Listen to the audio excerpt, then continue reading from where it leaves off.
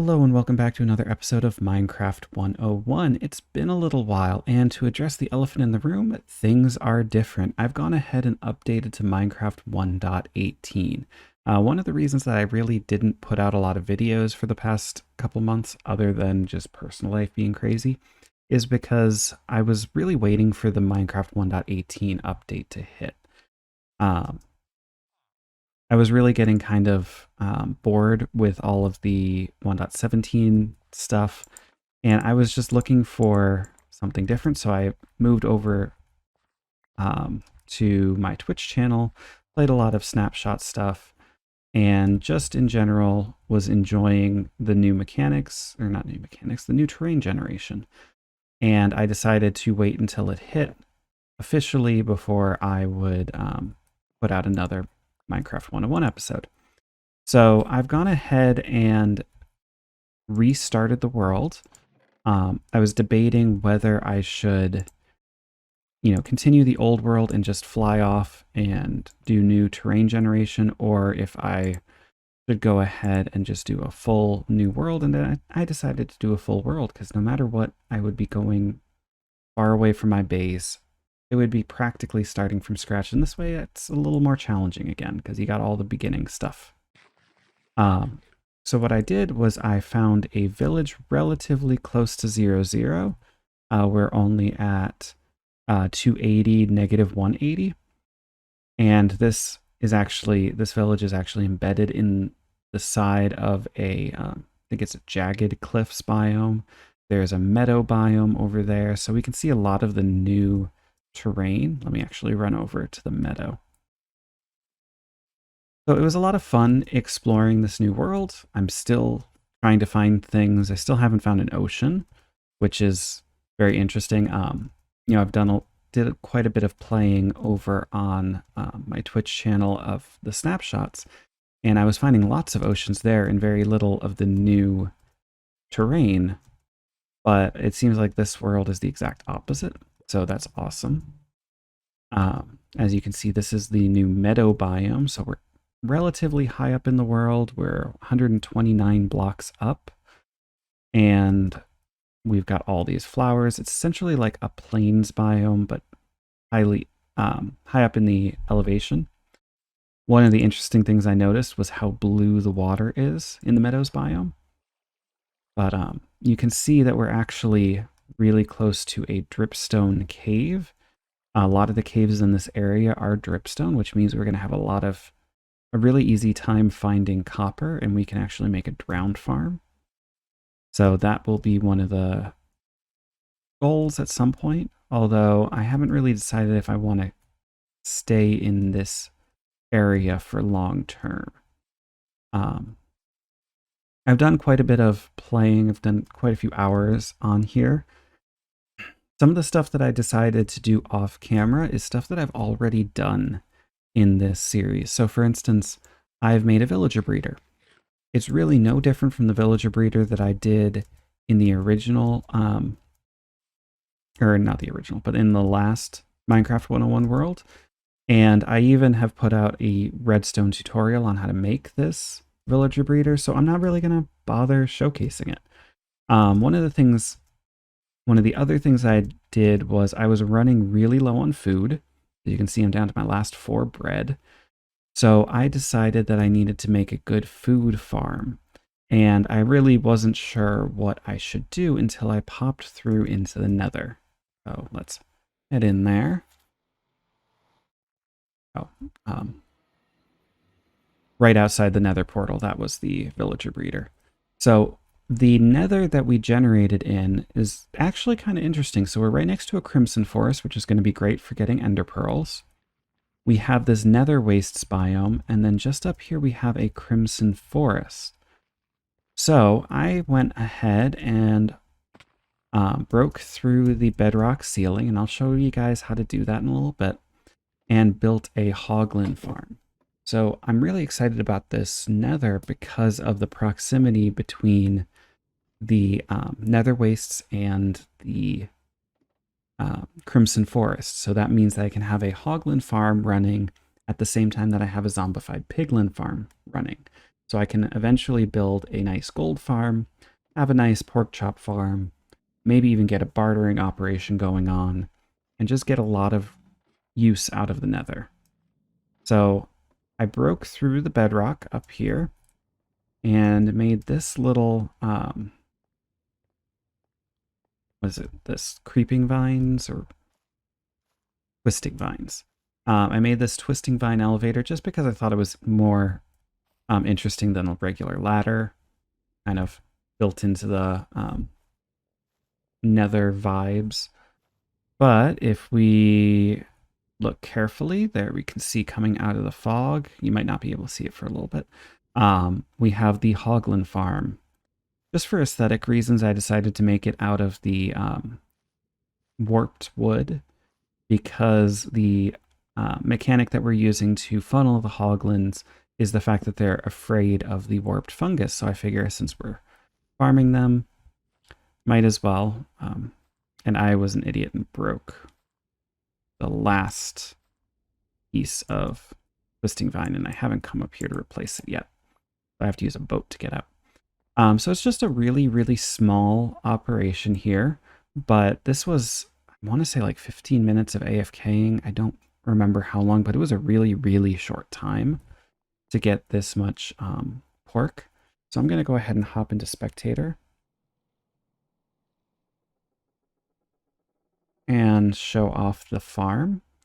So this is a very simple design. It's just a 3x3 with trapdoors leading down into lava that's on top of some slabs that are in turn on top of some hoppers. These platforms are 2 wood, a light source block. I decided to use shroom light, again, sticking with that theme, and then 2 more. The reason we have to have so much lighting is if we do not have this much lighting, then we will get piglins. Yeah, we will get piglins spawning. So let me hop into F3. The light level we need to avoid is anything 11 or below, so we have to keep this area very well lit. Unfortunately, that does mean we lose some spawning spaces because shroom lights, as well as most other lighting blocks, are not spawnable spaces. But as you can see, that's really not an issue. We've got a really good supply of pork chops, and we've got an okay supply of, I did it again. An okay supply of leather. So as far as showing off this farm, I'm going to go ahead and just hang out here for a second, and they should spawn in shortly. Oh, there we go. There's a hoglin. So it's running around, it sees the warped fungus, it runs away from the warped fungus. The only place it can go is the center. Sometimes it takes a little bit of time, but eventually they will get there. So those were the 2 things I really worked on, were the Hogland Farm and then the villager breeder. But I've also gone exploring and found at least where I want to set up my new starter base. So unfortunately, the village really just didn't inspire me that much for what to make. So I went exploring. This was actually in the process of me trying to find the seed. I was wandering around in spectator mode, trying to decide if this was a good seed or not. And I found a really, really pretty spot. So I'm going to head over there now. And it's not that far away. It's still relatively close to spawn. And it's relatively close to here. So this whole area is going to end up being our like nether hub around spawn.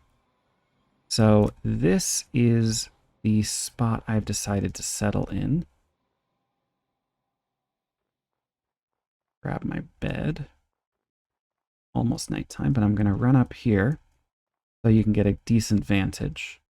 So it's a combination of 2 new biomes that I really think are interesting. So we've got didn't mean to hit that. We've got, I think it's jagged peaks around, but let me go into F3. Yeah, we're in the jagged peaks biome right now. And it forms this kind of caldera around a grove biome. So it's like this nestled in mountain valley, and I think it's really nice. I'm going to try to do like an alpine village in here. So far I've only built my house. Let me jump down and show it off a little bit. I'm not 100% happy with it, but I'm decently happy with it. So like the roof needs some work. The interior, as you can see, has not been touched at all. But I'm quite happy with at least the windows and the views that we've got. So this is really what I was like super excited about, was this view. I decided to put a little waterfall back there so that there's at least a little visual interest in the back. I've got this little balcony here. So that's what I've been doing. This episode's going to be kind of short just because I really don't feel like showing off all the basic beginning stuff that I've done already. If you want to see my tips on how to like get started with Minecraft, I'd recommend going back to episode 1 and 2. Some of the spawning rules have changed as far as the way that ore generates, but those are still really decent videos to get you started. So right now what I'm going to do is hop out of here and go into creative because I want to show you how to break through Bedrock. So let's let the world load, and I'll get back to you when we're on top of the Bedrock roof. Okay, and we are back. So as you can see, I'm not on top of the roof yet. Probably the hardest part of breaking Bedrock is actually going to be to find the Bedrock you want to break. So I wanted to take you in and show you what you're looking for. So as you may be familiar, there are all these Bedrock embedded with a whole bunch of netherrack. What you're looking for is to hit F3 in the top right-hand corner. You can see the targeted block, -10, 127, 6. You're looking for the Y level of the targeted block to be 127. That is the block you need to break. You can also see that the X and Y coordinates are slightly off. I honestly don't know why, so we need to be careful. The X and Y coordinates we're looking for are 9 and 6, respectively. So you're then going to want to get up through the bedrock ceiling. So in order to do that, we need to get some ladders and some ender pearls. I'm going to switch into survival mode to show you this. So you want ladders leading all the way up to that block. Oh. It would help if I had.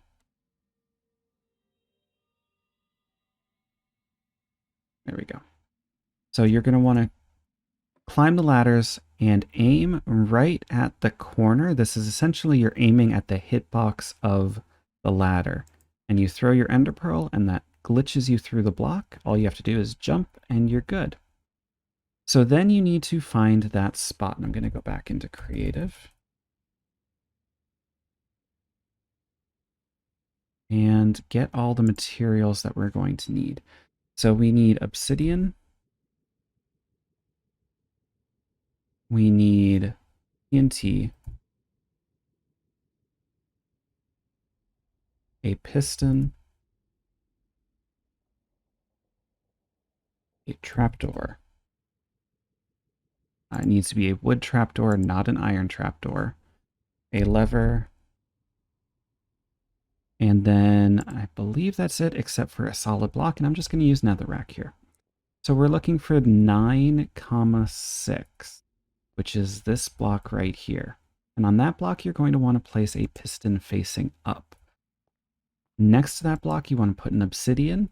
On top of the obsidian, netherrack, a TNT, on top of the piston, on top of the netherrack, the lever on the netherrack, and a trapdoor on the top half of the obsidian block.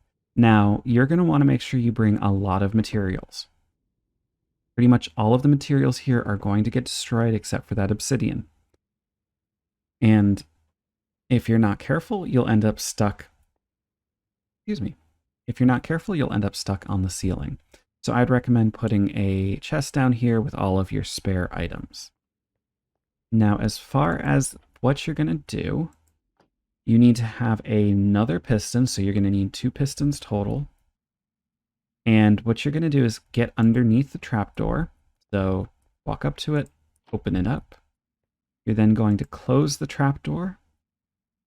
You need to activate the lever, which will power the piston and activate the 2 TNT. And then you're going to right click to place another piston right on this corner. Now, right clicking to place that, you need to place it immediately as the TNT blows up. And that's going to be really, really hard to do. It's going to require you right clicking over and over and over and over again. So instead, what I'd recommend is to change your key binding, right click, to be a letter. Your keyboard will do the right click action much, much, much quicker. It does take some getting used to, but you just flick the switch and then you aim right here. And if you're lucky, you break through the bedrock. As you can see, I was not lucky right there. So now I need to reset. Probably the most annoying thing is resetting, because the placing blocks is the right click button as well. So I'm having to right click using my keyboard instead. But eventually we will break through. So let me try again. Holding down right click, not good enough. I believe this took me like 3 tries in survival. You will also probably want to be wearing armor when doing this. I did blow myself up once, and I got really worried that I had blown up all of my gear, but fortunately it all survived. So let's try again. I believe that worked.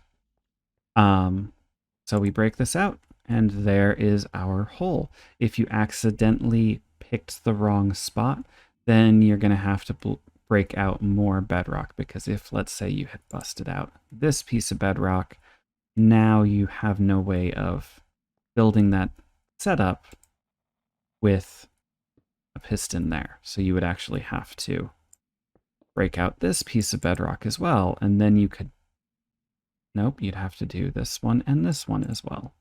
And then you could start breaking down. So that is how you break bedrock.